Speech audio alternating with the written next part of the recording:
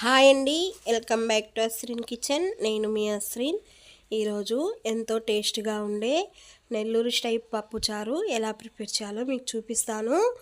ఈ పప్పుచారు అనేది రైస్లోకి చాలా బాగుంటుంది. దీనికి కాంబినేషన్గా ఏదన్నా ఫ్రై అయినా, చికెన్ ఫ్రై అయినా చాలా బాగుంటుంది. ఇప్పుడు ఎలా ప్రిపేర్ చేయాలో చూద్దాం. ఒక కుక్కర్లో 1 కప్పు కందిపప్పుని వేసుకొని వాటర్ పోసుకొని 2-3 సార్లు శుభ్రంగా వాష్ చేసుకోవాలి. వాష్ చేసుకున్న తర్వాత మళ్ళీ తగినన్ని వాటర్ని పోసుకొని మూత ఉంచి ఒక 10 మినిట్స్ పాటు నానబెట్టుకుందాం. అది నానేలోపు నిమ్మకాయ సైజ్ అంత చింతపండుని కూడా నానబెట్టి పక్కన ఉంచుకుందాం. ఇప్పుడు పప్పుచారులోకి మీడియం సైజు 3 టమోటాలు, 6 పచ్చిమిర్చి, 1 ఆనియన్ని తీసుకొని పక్కన ఉంచుకుందాం. ఈలోపు కందిపప్పు అనేది చక్కగా నానింది.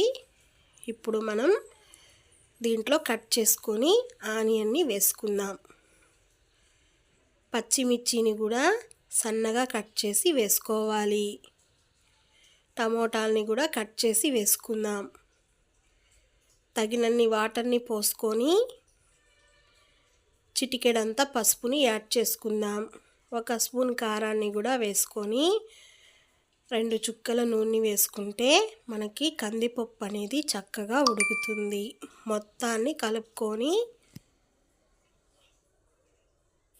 కుక్కర్కి మూత ఉంచి ఒక 3 విజిల్స్ వచ్చేంత వరకు ఉడికించుకోవాలి. 3 విజిల్స్ అయితే నాకు వచ్చేసాయి. ఇప్పుడు మూత తీసి ఒక గెంటి సహాయంతో మొత్తాన్ని కలుపుకుందాం. ఇలా కలుపుకున్న తర్వాత తగినంత రాళ్ళుప్పుని వేసుకొని పప్పు గుత్తితో మెత్తగా ఎనుపుకోవాలి. ఇప్పుడు ముందుగా నానబెట్టుకున్న చింతపండు రసాన్ని యాడ్ చేసుకుందాం. మొత్తాన్ని బాగా కలుపుకుందాం. ఇలా కలుపుకున్న తర్వాత మనం తగినన్ని వాటర్ని యాడ్ చేసుకుందాం. పప్పుచారు అనేది కొంచెం పల్చగానే ఉండాలండి. నేనైతే 2 కప్పుల వాటర్ని వేసుకుంటున్నాను. మొత్తాన్ని కలుపుకొని ఇప్పుడు ఈ పప్పుచారులోకి పోపుని సిద్ధం చేసుకోవాలి. ఒక బాండ్లీ పెట్టుకొని 3 టేబుల్ స్పూన్ల ఆయిల్ వేసుకొని 1/2 టేబుల్ స్పూన్ ఆవాలు, 1/2 స్పూన్ జీలకర్ర, 1 ఆనియన్ని కట్ చేసి వేసుకోవాలి. 2 ఎండుమిర్చి మొత్తాన్ని మాడకుండా చక్కగా వేయించుకోవాలి.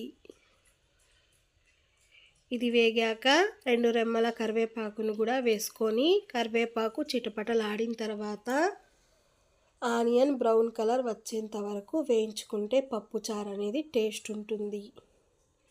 ఇలా కలర్ వచ్చిన తర్వాత మనం పప్పుచారుని ఒక 3 గరిటెలు వేసుకొని మొత్తాన్ని కలుపుకొని ఈ తిరగమాతను ఆ పప్పుచారులో వేసేసి మిక్స్ చేసుకొని ఒకసారి బాగా కలుపుకోవాలి.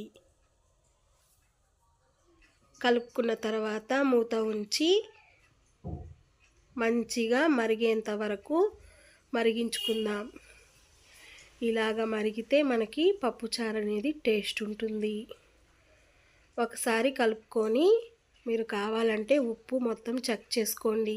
స్టవ్ ఆఫ్ చేసేస్తే ఎంతో టేస్ట్ అయిన పప్పుచారు అనేది రెడీ అండి. నచ్చితే లైక్ చేసి, షేర్ చేసి, సబ్స్క్రైబ్ చేయండి. Thanks for watching. బాయ్ అండి.